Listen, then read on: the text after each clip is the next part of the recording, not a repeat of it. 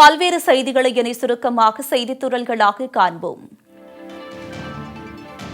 திருவண்ணாமலை மாவட்டம் காஞ்சி அருகே கிணறு தோண்டும் பணியின் போது கயிறு அறுந்து விழுந்து 5 தொழிலாளர்கள் பரிதாபமாக உயிரிழந்த சம்பவம் பெரும் சோகத்தை ஏற்படுத்தியுள்ளது.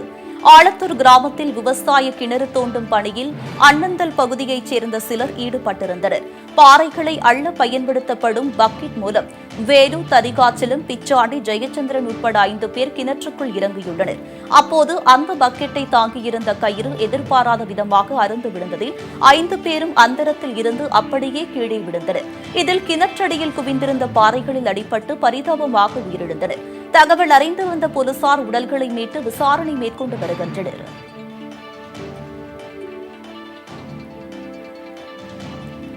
வேலூர் மாவட்டம் திருப்பத்தூர் அருகே வீட்டில் ஏற்பட்ட தீ விபத்தில் திருமணத்திற்காக வைக்கப்பட்டிருந்த பல லட்சம் ரூபாய் பணம் மற்றும் நகை தீயில் கருகியது. அங்கநாத வலசை கிராமத்தைச் சேர்ந்த விவசாயி கோவிந்தராஜ் தனது குடும்பத்தினருடன் உறவினர் வீட்டு நிகழ்ச்சிக்காக சென்றுள்ளார். அவரது வீட்டில் இருந்த கரும்புகை வெளியேறியதைக் கண்டு அப்பகுதி மக்கள் தீயணைப்புத் துறைக்கு தகவல் அளித்தனர்.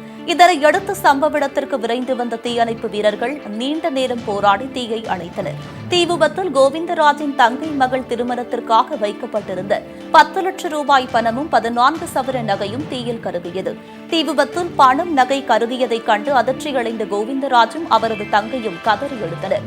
தீ விபத்துக்கான காரணம் குறித்து போலீசார் விசாரித்து வருகின்றனர். காஞ்சிபுரத்தில் உள்ள பிரசித்தி பெற்ற சித்திரகுப்தன் கோவிலில் பௌர்ணமி விழா மிகவும் சிறப்பாக கொண்டாடப்பட்டது. இந்த வைபவத்தில் தமிழகம் மட்டுமின்றி ஆந்திரா, தெலுங்கானா, கர்நாடகா போன்ற மாநிலத்தில் இருந்து ஆயிரக்கணக்கான பக்தர்கள் கலந்து கொண்டு சித்திரகுப்தரை வழிபட்டனர். இங்கு வழிபட்டால் அனைத்து பிரச்சினைகளும் தீரும் என்பது ஐதீகம்.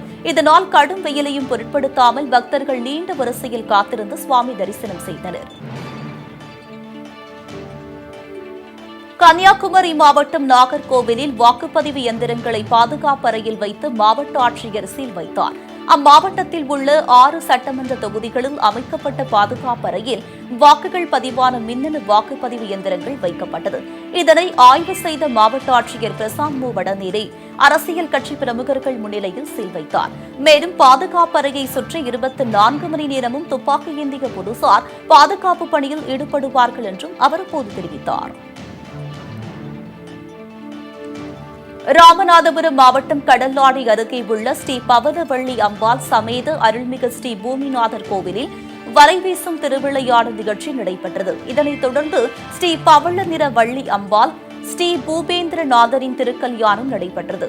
இதில் மீனவ கிராமங்களை சுற்றியுள்ள ஏராளமானோர் கலந்து கொண்டு சுவாமி தரிசனம் செய்தனர்.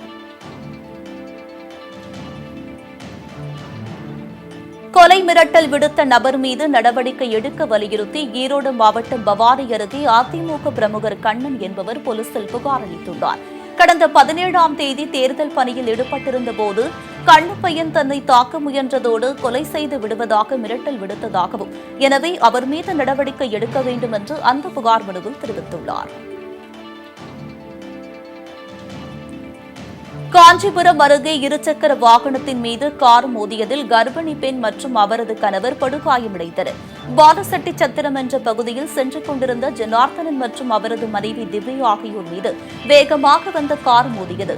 இதில் இருவரும் படுகாயமடைந்த நிலையில் காஞ்சிபுரம் அரசு மருத்துவமனையில் அனுமதிக்கப்பட்டனர். மேலும் 9 மாத கர்ப்பிணியான திவ்யாவுக்கு அறுவை சிகிச்சை செய்து குழந்தையை வெளியே எடுத்தனர். பின்னர் மேல் சிகிச்சைக்காக சென்னை ராஜீவ்காந்தி அரசு மருத்துவமனைக்கு அனுப்பி வைத்தனர். இதுகுறித்து பாலசெட்டி போலீசார் வழக்கு பதிவு செய்து விசாரணை மேற்கொண்டு வருகின்றனர். சிதம்பரம் மக்களவை தொகுதியில் வாக்குப்பதிவுக்கு பின் பாதுகாப்பாக எடுத்து வரப்பட்ட மின்னணு வாக்கு இயந்திரங்களை தேர்தல் பொது பார்வையாளர் குல்கர்னி மற்றும் மாவட்ட தேர்தல் அலுவலர் விஜயலட்சுமி ஆகியோர் ஆய்வு செய்தனர். முன்னதாக வாக்குப்பதிவு முடிந்த பிறகு அரியலூர் மாவட்டம் தத்தனூரில் உள்ள மீனாட்சி ராமசாமி கல்லூரிக்கு இரவு கொண்டுவரப்பட்டது. மேலும் பாதுகாக்கப்பட்ட அறையில் 24 மணி நேரமும் துப்பாக்கி ஏந்திய போலீசார் பாதுகாப்பு பணியில் ஈடுபட்டு வருகின்றனர். வேலூர் மாவட்டம் தக்கோளம் அருகே முன்விரோதம் காரணமாக விவசாயி அடித்து கொலை செய்யப்பட்ட சம்பவம் பரபரப்பை ஏற்படுத்தியுள்ளது.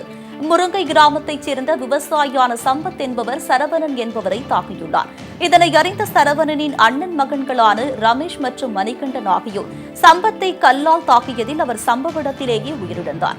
தகவல் அறிந்து வந்த தக்கோளம் போலீசார் உடலை கைப்பற்றி அரக்கோணம் அரசு மருத்துவமனைக்கு அனுப்பி வைத்தனர். இதனிடையே கொலையாளிகள் இருவரும் போலீசில் சரணடைந்தனர். கிருஷ்ணகிரி பாராளுமன்ற தொகுதி மற்றும் ஓசூர் சட்டமன்ற தொகுதி இடைத்தேர்தலுக்கு பயன்படுத்தப்பட்ட மின்னணு வாக்குப்பதிவு இயந்திரங்கள் 3 அடுக்கு பாதுகாப்புகளுடன் பூட்டி சீல் வைக்கப்பட்டன. வாக்குப்பதிவுக்கு பிறகு மின்னணு வாக்குப்பதிவு இயந்திரங்கள் மற்றும் விவிபேட் இயந்திரங்கள் அனைத்தும் கிருஷ்ணகிரி அருகே உள்ள அரசினர் பாலிடெக்னிக் கல்லூரிக்கு பலத்த போலீஸ் பாதுகாப்புடன் கொண்டுவரப்பட்டது. இதனைத் தொடர்ந்து மாவட்ட ஆட்சியர் பிரபாகர் மற்றும் அனைத்துக் கட்சியினர் முன்னிலையில் அறைகள் அனைத்தும் பூட்டி சீல் வைக்கப்பட்டன. தீத்தொண்டு வார விழாவையொட்டி நாகையில் தீயணைப்புத்துறை சார்பில் விழிப்புணர்வு துண்டு பிரசுரங்கள் வழங்கப்பட்டன. கடந்த 1944ஆம் ஆண்டு மும்பை துறைமுகத்தில் இருந்த கப்பலில் ஏற்பட்ட தீ விபத்தில் 66 தீயணைப்பு வீரர்கள் உயிரிழந்தனர். இதன் நினைவு தினமாக ஒவ்வொரு ஆண்டும் ஏப்ரல் 14ஆம் தேதி முதல் ஒரு வார காலத்திற்கு நீத்தார் நினைவு தினமாக கடைபிடிக்கப்படுகிறது. இதனையொட்டி நாகையில் நடைபெற்ற இந்த நிகழ்ச்சியில் தீயணைப்பு வீரர்கள் முக்கிய வீதிகளில் விழிப்புணர்வு பிரசுரங்களை வழங்கினர்.